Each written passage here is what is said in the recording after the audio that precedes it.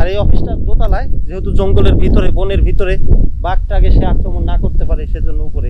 আর একটা ছোট্ট গোলপাতার ঘর আছে, কাঠ দিয়ে বাঘ আটকানো হয়েছে, বাঘের পথ। এই যে, বা গরু ছাগল যেন এই পার থেকে ওই পারে চলে না যায়। বসার সিঁড়ি পুকুর পার, এই পুকুর পাড়েই মূলত বসে থাকলে বাঘ, হরিণ, আরো বন্য প্রাণী, বানর সহ অনেক প্রাণী দেখা যায়।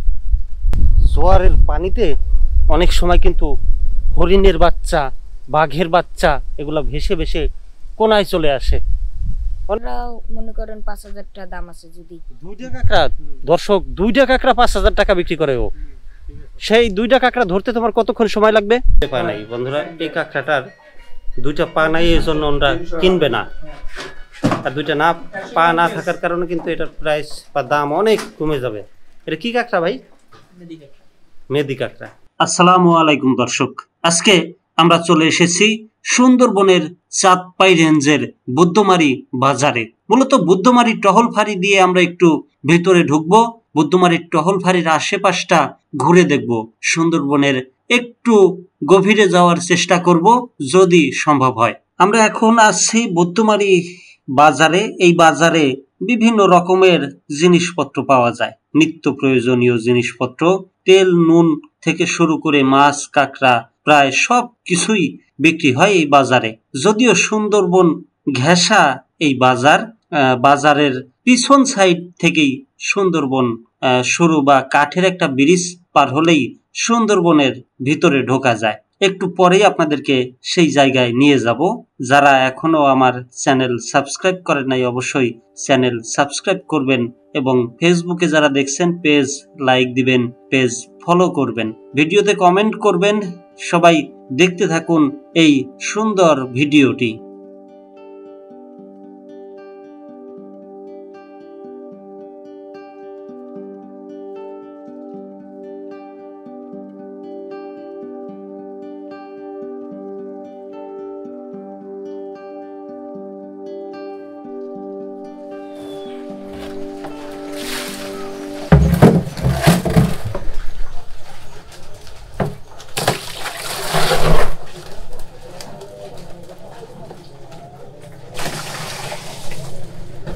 সুন্দরবন থেকে ধরা ভাই না, ঘেরে কত করে কেজি বিক্রি হয়? 450, 500, 450, 500। আপনি তো রপ্তানি করেন বাইরে? বাইরে পাঠান আপনি? সুন্দরবনে কাঁকড়া পাঠান? বাইরেও যায়। প্রচুর বৃষ্টি হচ্ছিল। যেই দোকানটায় আশ্রয় নিয়েছিলাম সেটা একটা মাছের ডিপো ছিল। মাছ কাঁকড়া কেনেন এবং কুচ্চাও কেনেন। কুচ্চা এদিকে চাষ করা হয়, ঘেরে মাছ চাষ করার মতোই কুচ্চাও চাষ করে। এই কুচ্চা বাজারে বিক্রি করে এবং এইগুলোই আবার বিদেশে রপ্তানি করেন। এই যে বাজার থেকে বিভিন্ন আড়তদাররা কিনে কিনে। ভাই এই মাছের সাথে চাষ হয় নাকি? না, এটা আলাদা, এটা সম্পূর্ণ মাটির তলে, মাটির তলে থাকে। এটা কিভাবে চাষ করে? চাষ করে না, এগুলো মাটির তলে থাকে। এর এমনি হয়, জঙ্গলে না, জঙ্গলে এগুলো হয় না। ও দুঃখিত, আসলে এগুলো চাষ করা হয় না, বিভিন্ন ঘেরে ঘেরে এই গর্তে গর্তে এগুলো হয়ে থাকে। সেখান থেকেই জেলেরা ধরে নিয়ে এসে বিক্রি করে কেজি দরে। সুন্দরবনে ঢোকার গেট, বাঘ যাতে এই পাশে না চলে আসে সেই গেট দেখেন, কাঠ দিয়ে বাঘ আটকানো হয়েছে, বাঘের পথ। এই যে, বা গরু ছাগল যেন এই পার থেকে ওই পারে চলে না যায় সেই ব্যবস্থা। কাঠের একটা পোল।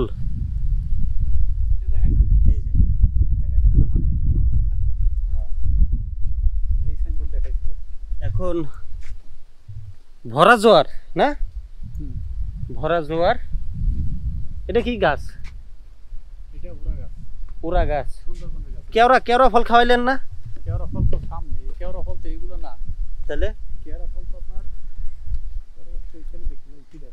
আচ্ছা, যাই হোক বন্ধুরা, দেখেন জায়গাটা দেখেন শুধু। সুন্দরবনের একটা অফিস, ফরেস্ট অফিস। আর হাইরে অকালে যদি পড়ি, কাঠের ব্রিজ পার হয়ে আমরা যাচ্ছি বলতে পারেন নিষিদ্ধ সুন্দরবন। এই বনে কেউ আসতে পারে না, কোনো জনসাধারণের প্রবেশ নাই, এমনকি স্থানীয়রাও ঢুকতে পারে না। এখন আমাদের কি ঢুকতে দিবে?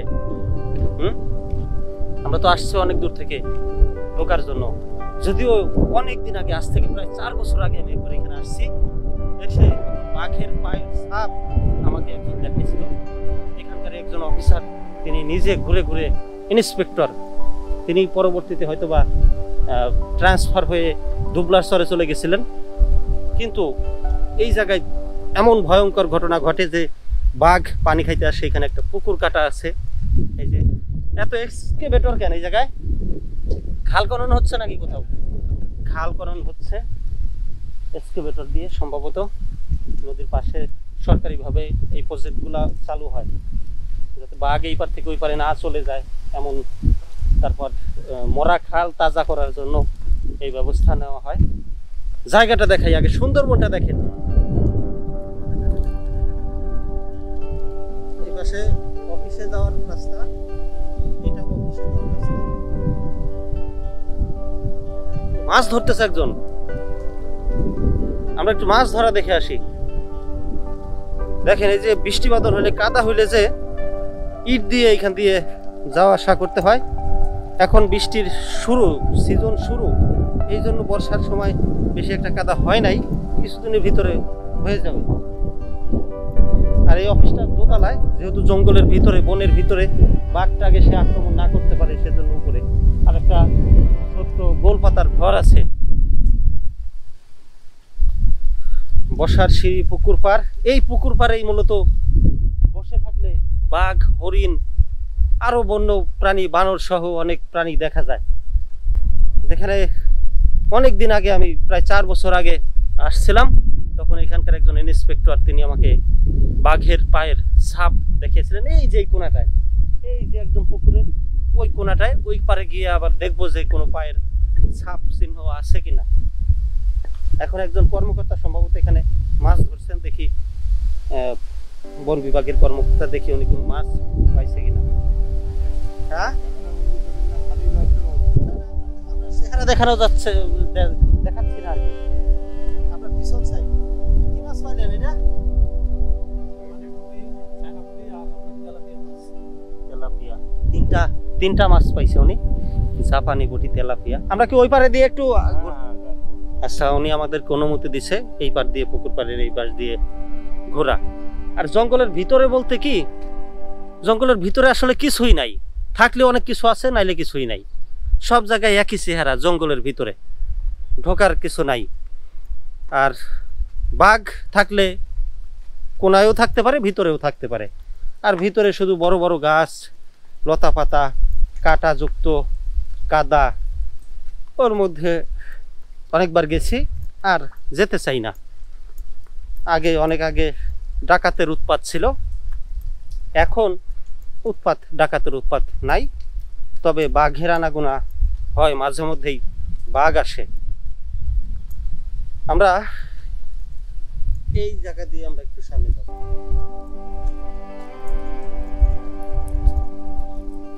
এটা একটা অফিস, না?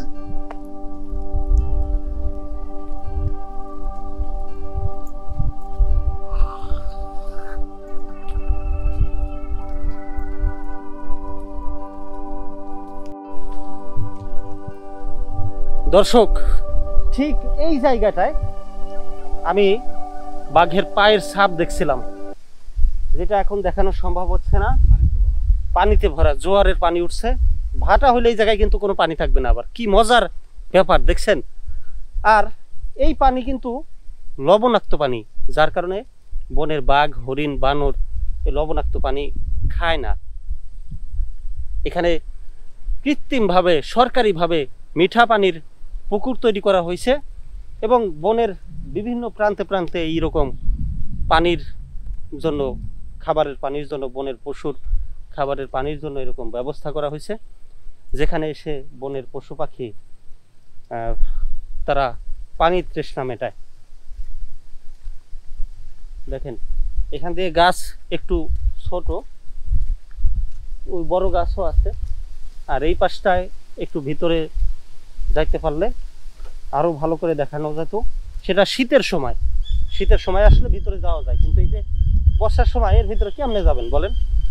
এর ভিতরে পানির ভিতরে আসলে যাওয়াও যায় না। কি যেন একটা ডাকতেছে, পাখি নাকি?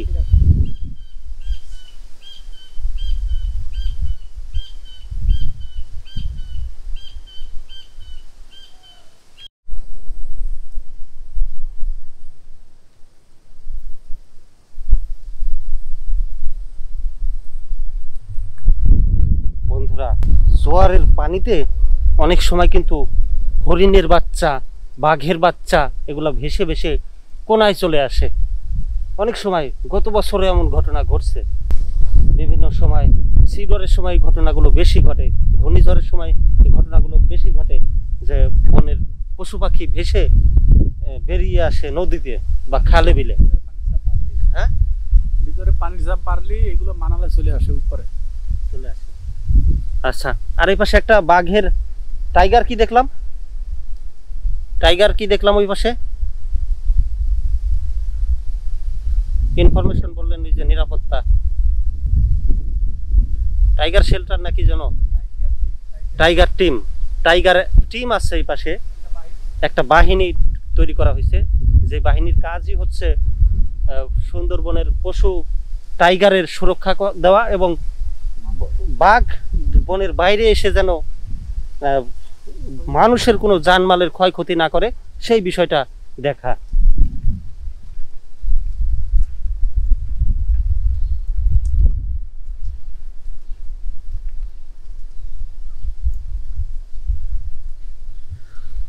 জঙ্গলে বিশাল আকারে সাউন্ড আসতেছে, শব্দ, বাতাসের ভিতরে মনে হইতেছে ঘূর্ণিঝড় হচ্ছে, এরকম কিছু না রাসেল ভাই? হ্যাঁ, দেখেন এই যে গাছের পাতা পোতা সব কেমন বাতাস। কারণ এই সুন্দরবনের জন্যই বাংলাদেশ অনেকটা সেফ থাকে।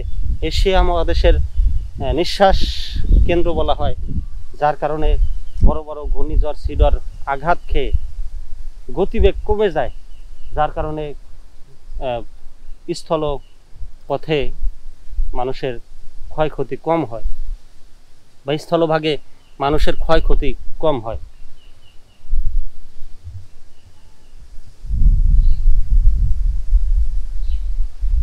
আসলে এর বেশি যাওয়ার কোনো উপায় নাই। শীতে যখন আসছিলাম সেই ভিডিওটা আমি আই বাটনে দিয়ে রাখবো, দেখে নেবেন। এর ভিতরে আমি সোজা অনেক দূর পর্যন্ত গেছি, সেই ভিডিওটা আমি আই বাটনে দেব। আর এখন যাওয়ার কোনো উপায় নাই, শেষ করব। আর যদি এই পাশে কোনো নৌকা পাই, জঙ্গলের পাশ দিয়ে, সুন্দরবনের পাশ দিয়ে একটু ঘোরার চেষ্টা করব, নৌকায় চড়ে একটু নৌকার ফিলিংসটা আপনাদের মাঝে তুলে ধরব। আর যারা এখনও আমার চ্যানেল সাবস্ক্রাইব করে নাই অবশ্যই সাবস্ক্রাইব করবেন। ফেসবুকে যারা দেখছেন পেজ লাইক ফলো করবেন, ভিডিওতে কমেন্ট করবেন। সবাই ভালো থাকবেন, সুস্থ থাকবেন। আল্লাহ হাফেজ।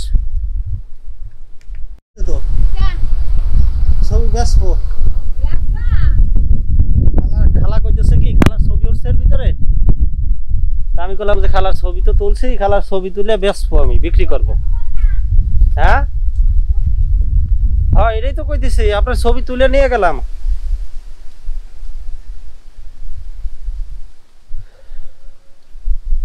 যাই হোক, আমরা এখন এই অফিস থেকে বের হব, মানে অফিসের এরিয়া থেকে বের হব, সামনের দিকে যাই।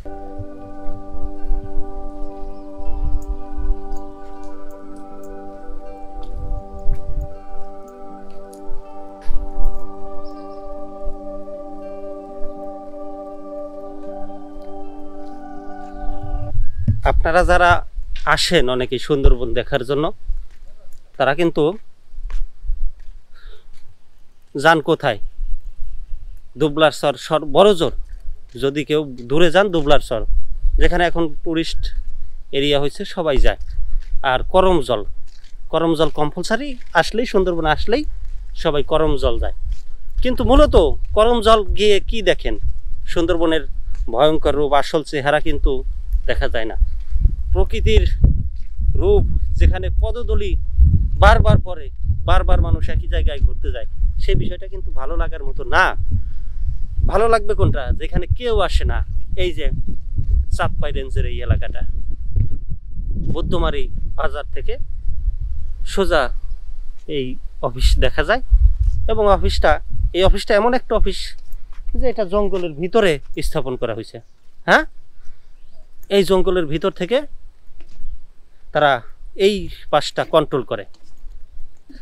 বনের কালোবাজারিরা কোনো অবৈধ কাজকর্ম করে কিনা, কেউ ডাকাতি কাজে লিপ্ত থাকে কিনা, কেউ বনের সম্পদ নষ্ট করে কিনা, এই ধরনের কাজ থেকে মানুষকে বা সন্ত্রাস কর্মকাণ্ড করে বনের জঙ্গলে আশ্রয় নেয় কিনা তাদেরকে প্রতিহত করার কাজে, বা হরিণ শিকার করে কালো মার্কেটে বাজারে বিক্রি করে কিনা কালোবাজারিরা, সেই বিষয়টা আমরা দেখে।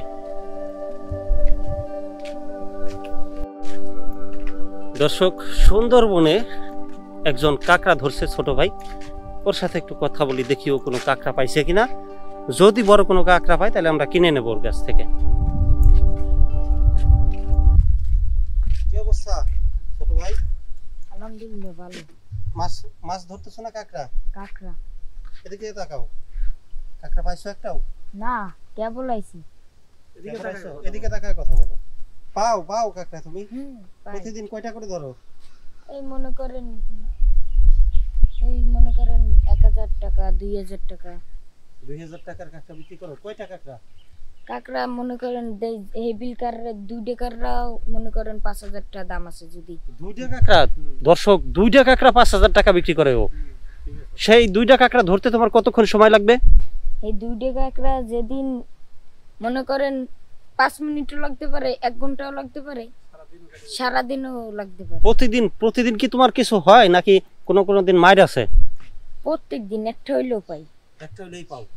সেই একটার দাম সর্বনিম্ন কয় টাকা বিক্রি করো? নিম্ন 100 টাকা 200 টাকা 500 টাকা এইভাবে। টাকা সর্বনিম্ন 100 টাকা, এবং সর্বোচ্চ যদি বিক্রি করে তাহলে 5000 টাকা 5000 টাকার কাঁকড়া তুমি ও কখনো পাইছো? বিক্রি করতে পারে।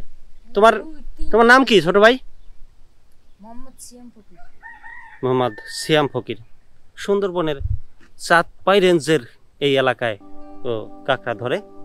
যদিও ওর যন্ত্রটা কি দিয়ে মাছ ধরো তুমি কাঁকড়া? এই মনে করেন মাছ বা কুচ্চা দিয়েও মাছের টোপ দেয় কাঁকড়ার জন্য। সেই মাছ বা কুচ্চা কাঁকড়া যখন খাইতে আসে তখনও ধরে ফেলে কাঁকড়া। কতক্ষণ লাগবে একটা ধরতে, আমরা যদি দেখতে পারতাম? আনুমানিক কতক্ষণ লাগতে পারে? আচ্ছা, ও সঠিক বলতে পারতেছে না, যদিও এটা কারো হাতে না। ছিপ বড়শি দিয়ে মাছ ধরা মানে কারো হাতের কিছু নাই। এটা যখন আসবে, ভাগ্যে থাকবে যখন, তখন সে ওই মাছটা ধরতে পারবে বা কাঁকড়াটা ধরতে পারবে। যাই হোক, আমরা কিনে ধরা কাঁকড়া তো, লাইভ ধরা কাঁকড়া তো দেখাইতেও পারলাম না বা কিনতেও পারলাম না। আমরা এবার দোকান থেকে কাঁকড়া কিনবো, 2টা বা 1টা কাঁকড়া কিনবো আমরা।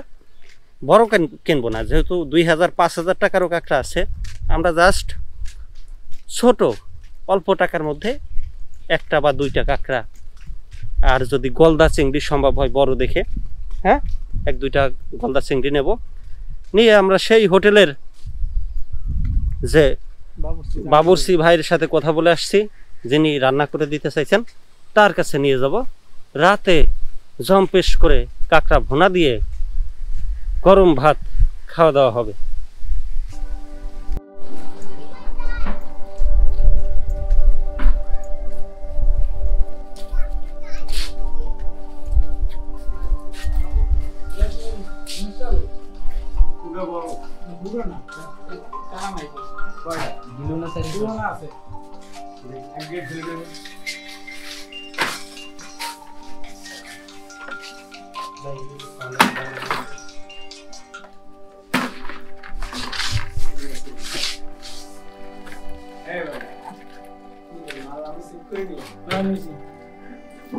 সিঙ্গেল আর ওইটা নিয়ে না,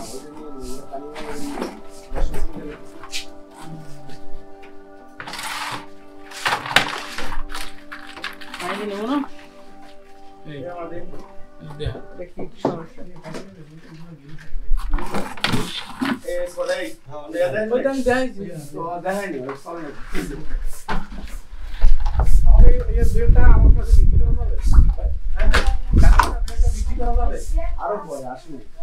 550 আমরা ফ্রি দেখছি ডিম দেখছেন তো হ্যাঁ 550 550 এটার একটা পা নাই না, দুইটা পা নাই বন্ধুরা। এই কাঁকড়াটার দুইটা পা নাই, এই জন্য ওরা কিনবে না। আর দুইটা না পা না থাকার কারণে কিন্তু এটার প্রাইস বা দাম অনেক কমে যাবে। এটা কি কাঁকড়া ভাই? মেদি কাঁকড়া। আচ্ছা যাই হোক, এটা আমাদের কাছে বিক্রি করবেন আপনি? হ্যাঁ আচ্ছা, তাহলে একটা আর আপনাদের কাছে যদি দুই একটা এরকম থাকে তাহলে আমাদেরকে দিতে পারেন।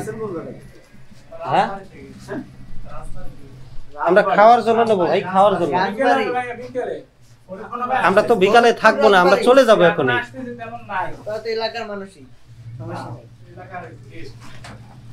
একটা তো পাইছি, আর একটা দিলেই হবে। ওটা কি মেদি? দেখেন তো তাহলে আর দুই একটা পান কিনা। এই যে কত দাম আসে এই দুইটার? ভাই 150 গ্রাম পিস নেন ভাই।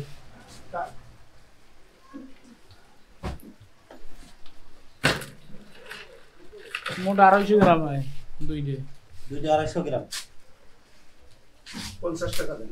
দুইটা কাঁকড়া শুধু পা না থাকার কারণে দাম কম। ভাই পা সহ দাম রাখছেন না পা ছাড়া? কম দাম বলেন না। আচ্ছা আচ্ছা ঠিক আছে, পা না থাকার কারণে দাম কম, 50 টাকা। ঠিক আছে। আর পা থাকলে কয়টা কইতে ভাইয়া? দুইটার দাম কত হইতো? কত? 200-300 পা থাকলে এই কাঁকড়া দুইটার দাম হইতো 2 থেকে 300 টাকা। ভাই ওই দুটো কয়টা হইছে? প্রথম এই কাঁকড়া ডিম আছে। আবার শীতকালে যে কাঁকড়াটা দাদা ওইটা ডিম পাওয়া যায় না ভাই? ডাক দেওয়া যাবে? চিংড়ি আছে ভাই? চিংড়ি, বাগদা চিংড়ি আছে? না এখন নাই। দুই একটা খাওয়ার জন্য আমরা দেখান তো। একটু বড় সাইজ আছে না? গলদা পাওয়া যাবে না? গলদা বড় বড় পালা। সকালে আর বিকালে সন্ধ্যা টাইম এই আছে বাগদা চিংড়ি।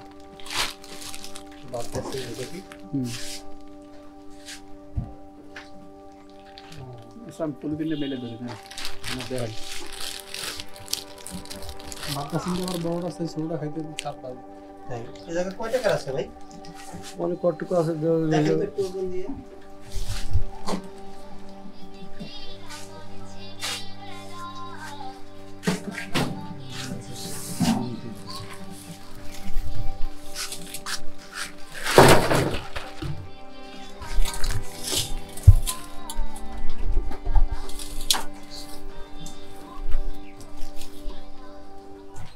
গ্রাম হইতে পারে